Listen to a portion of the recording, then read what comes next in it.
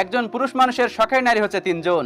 প্রথম ব্যক্তিটি হচ্ছে তার মা, দ্বিতীয় জন হচ্ছে তার স্ত্রী এবং তৃতীয় জন হচ্ছে তার মেয়ে। তো এই তিনজন শখের নারীর মধ্যে দুজনের সাথে কিন্তু তার রক্তের সম্পর্ক রয়েছে, আর একজন যে কিনা তার স্ত্রী, তার সাথে কিন্তু তার কোনো রক্তের সম্পর্ক নেই, আত্মীয়তারও কিন্তু কোনো সম্পর্ক নাই।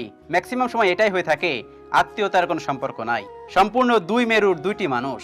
অথচ দেখেন, সেই যার সাথে আপনার কোনো রক্তের কোনো সম্পৃক্ততা নেই, সেই নারীটি আপনার জীবনের শেষ সময় পর্যন্ত আপনার সাথে থাকবে। সেজন্য স্ত্রীকে সবসময় অবহেলা না করে একটু ভালোবাসা উচিত। আজ থেকে একটু ভালোবাসা দিয়েন।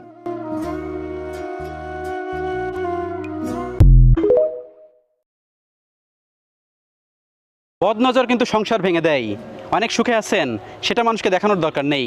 অনেক ভালো আছেন, সেটা কাউকে দেখানোর দরকার নেই।